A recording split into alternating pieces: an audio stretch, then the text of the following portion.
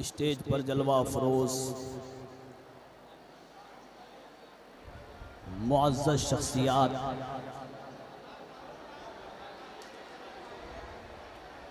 मैं आप तमामी हज़रात से बड़े ही अदब व एहतराम के साथ ये गुजारिश करता हूँ, बस चंद मिनट के लिए अपने आप को खामोश कर लें, इसलिए कि ये वो कलाम है कि जिसके बारे में अल्लाह ने फरमाया लौ अंज़लना हाज़ल क़ुरआन अला जबलिन लरअयतहु खाशिअम मुतसद्दिअम मिन खशियतिल्लाह, कि अगर मैं इस कलाम को पहाड़ पे उतारता तो पहाड़ रेज़े रेज़े हो जाता। इसलिए मेरे अजीज़ों, ये किसी इंसान का कलाम नहीं बल्कि रहमान का कलाम है। इसलिए मैं अपने तमाम बच्चों से, अपनी बहनों से, अपनी माँओं से, अपने तमाम तर सामाईन से मैं गुजारिश करूँगा कि थोड़ी देर के लिए खामोश हो जाएं। अज़ीज़ान मोहतरम, मुझे आज इस मजमे में शिरकत करके इतनी खुशी महसूस हो रही है, बाज़ मरतबा ऐसा लग रहा है कि हम हिंदुस्तान में नहीं किसी अदर कंट्री में बैठे हुए हैं, इसलिए कि इस इदारे की तारीख़ को बदल दिया माशाअल्लाह हमारे प्रिंसिपल साहब ने, बिलखुसूस जिन्होंने पुष्ट पनाही की है हमारे गाज़ीपुर के एक अजीम शख्सियत जनाब वारिस हसन खान साहब क़िबला मद्दसिल्लहुल आली, अल्लाह इनकी उम्र में बेइंतहा बरकतें अता फरमाए।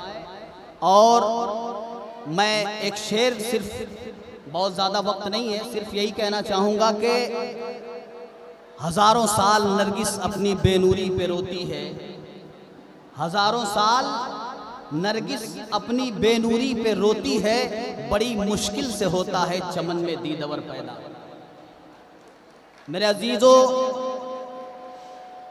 इंसानियत में सबसे अजीम शख्स वो होता है जो अपनी कौम की तालीमी तौर पे रहनुमाई फरमाए, जो बंदों के अंदर ऐसी सलाहियत पैदा करने का ज़रिया बने कि जिसके ज़रिए से लोग हक़ और बातिल की पहचान कर सकें। मैं इसी ज़िम्न में अल्लाह के कलाम की इस सूरह मुबारका की तिलावत करने की कोशिश कर रहा हूँ। दुरूद पाक पढ़ें, अल्लाहुम्मा सल्ली अला सय्यिदना मौलाना मुहम्मदिन व अला आलिहि व सहबिहि व बारिक व सल्लिम बिअददि मा फ़ी जमीइल क़ुरआन हरफ़न हरफ़न व बिअददि कुल्लि हरफ़िन अल्फ़न अल्फ़न व बिअददि मा फ़ी इल्मिल्लाह।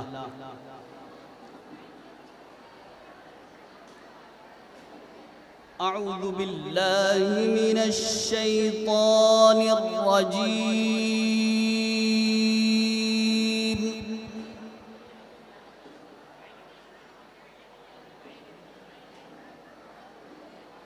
बिस्मिल्लाहिर रहमानिर रहीम।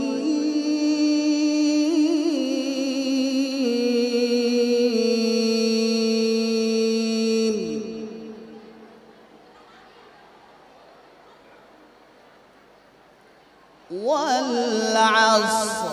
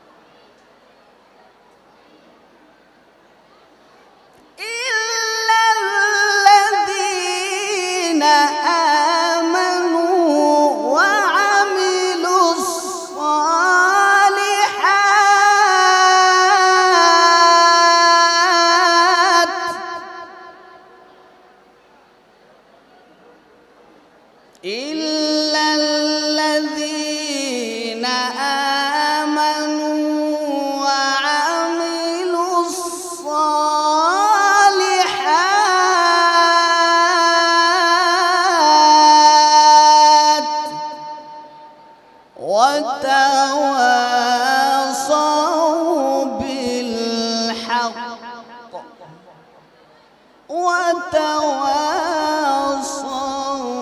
बिस्सब्र। सदक़ल्लाहुल अज़ीम।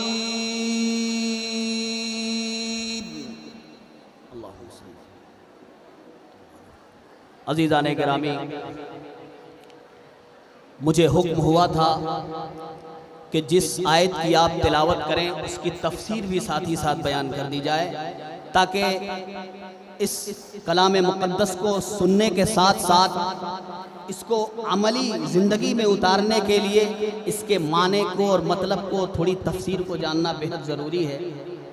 इस आयत मुबारका में अल्लाह रब्बुल इज़्ज़त ने 4 चीज़ों का जिक्र किया है। सबसे पहले अल्लाह ने बता दिया, इंसान को अल्टीमेटम दिया कि बेशक इंसान खसारे में है, नुकसान में है, मगर वो इंसान खसारे में नहीं है कि जो ईमान रखता है। इल्लल्लज़ीना आमनू व अमिलुस्सालिहात, और जो अमले सालिह करता है, जो नेक रास्ते पे चलता है। अच्छा, कितनी अजीब बात है, कितनी अच्छी बात है कि जब नेक काम का जिक्र आता है तो अल्लाह ने साथ ही साथ 2 चीज़ों को और जिक्र फरमा देता है, हक और सब्र। इससे पता ये चलता है कि जब भी कोई बंदा अगर हक के रास्ते को अपनाएगा उसको सब्र का सामना करना पड़ेगा। आज आप दुनिया के अंदर नजर उठा के देख सकते हैं कि जब तक इंसान नेकियों की दावत दे रहा होता है या उससे पहले वो अपनी जिंदगी में नेक अमल को फॉलो कर रहा होता है, तब तक वो दुनिया की नजर में बड़ा अच्छा कहलाता है। हमारे आका अलैहिस्सलातु वस्सलाम की जिंदगी का आप मुलाहिजा करेंगे कि जब तक हमारे आका खुद को नेक बताते रहे, जब तक अपने आप को एक सालिह बनकर दिखाते रहे, लोगों ने सादिक कहा, अमीन कहा, बहुत सारे अलकाब व आदाब से नवाजा। लेकिन जैसे ही मेरे आका ने लोगों को नेकियों की दावत देना शुरू की, लोगों को नेकियों की तरफ बुलाना शुरू किया, उसी वक्त से लोगों ने मेरे आका की मुखालफत शुरू कर दी। और यहाँ तक कि किसी ने पागल कहा, किसी ने जादूगर कहा, यहाँ तक कि लोगों ने पत्थर तक बरसाए मेरे अजीजों, लेकिन मेरे आका ने कभी हक का दामन नहीं छोड़ा। हक के साथ साथ हमेशा सब्र का साथ देते रहे, सब्र से काम लेते रहे। इसलिए मेरे अजीजों, आप जब नेक बनेंगे तब आपको नेक उसी वक्त आप कहलाएंगे जब आप हक का साथ देंगे, और जब हक का साथ देंगे आपको सब्र का दामन भी पकड़ना पड़ेगा मेरे अजीजों। इसलिए कभी भी अपने आप को जब इस तौर पे आप तैयार करें कि मैं कौम की रहबरी के लिए पैदा किया गया हूँ। मैं खुसूसी तौर पे अपने तमाम स्टूडेंट, अपने तलबा को एक बड़ी अजीम बात कह दूँ, जो मैंने अपने बड़े दुनिया की अजीम शख्सियत से मैंने ये जुमला सुना था कि मेरे बच्चों, वो हमें खिताब करने के लिए आए थे, उन्होंने बताया था कि मेरे बच्चों, अगर तुम्हें आगे बढ़ना है तो सबसे पहले अपने बड़ों का एहतराम करना पड़ेगा, और इस अंदाज में एहतराम करना पड़ेगा गोया कि मैं अभी कुछ नहीं हूं। और जिस शख्स ने जिस दिन से ये तसव्वुर भी कर लिया कि मैं कुछ हूं, उसी दिन से उसकी तनज़्ज़ुली शुरू हो जाती है। अगर कोई तालिबे इल्म अगर असातिज़ा की ज़र्रा नवाजी पर, असातिज़ा की मोहब्बतों पर अगर ये समझ ले कि मैं कुछ हूँ इसलिए मुझे इज्जत दी जा रही है।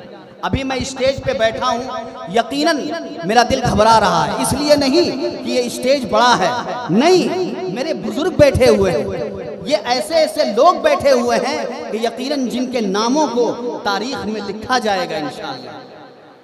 इसलिए मैं घबरा रहा हूँ, मुझे घबराहट हो रही है कि मैं अल्लाह का कितना बड़ा करम है कि उसने अपने कलाम मुक़द्दस के ज़रिए से हमारे बड़ों के दरमियान बैठने की तौफीक अता फरमाई। तो मेरे दोस्तों, मेरे बच्चों, ख़ास तौर पे ये बात जहन नशी कर लेना कि आप अपने असातिज़ा से उस वक्त तक मोहब्बत करें जब तक आप कुछ बन न जाएं। उसके बाद भी एहतराम लाजिम है। जिस दिन से अगर आपने ये सोच लिया कि मैं कुछ हूँ, आप याद रखना उसी दिन से आपकी पस्ती शुरू हो जाएगी, उसी दिन से आपकी तनज़्ज़ुली शुरू हो जाएगी। और वो ऐसी तनज़्ज़ुली होगी कि आप लाख मेहनत करके थक जाएंगे, लेकिन दुनिया की कोई ताकत आपको उठा नहीं सकती। ये असातिज़ा कोई मामूली चीज़ नहीं हुआ करते हैं। अल्लाह रब्बुल इज़्ज़त के बाद अगर दुनिया में किसी को इज़्ज़त दी गई है, किसी को मर्तबा दिया गया है, तो सबसे पहले वालिदैन हैं। उसके बाद अगर किसी का नंबर आता है तो वो आपके असातिज़ा हैं। यही आपको बताते हैं कि अच्छा क्या है, बुरा क्या है, सच्चाई क्या है और झूठ क्या है। मेरे अजीज़ों, इसलिए हम सबको अल्लाह रब्बुल इज़्ज़त इस कुरान मुक़द्दस की बरकत से अपने बड़ों की इज़्ज़त करने की तौफ़ीक़ अता फ़रमाए, अपने बड़ों का एहतराम करने की तौफ़ीक़ अता फ़रमाए, और अल्लाह हमारे बड़ों का साया हम पे तादेर कायम व दायम फ़रमाए। कहने सुनने में जो गलती हो गई हो मैं तौबा करता हूँ। अस्तग़फ़िरुल्लाह रब्बी मिन कुल्लि ज़ंबिन व अतूबु इलैहि व आखिरु दावाना अनिल हम्दुलिल्लाहि रब्बिल आलमीन। अस्सलामु अलैकुम व रहमतुल्लाह।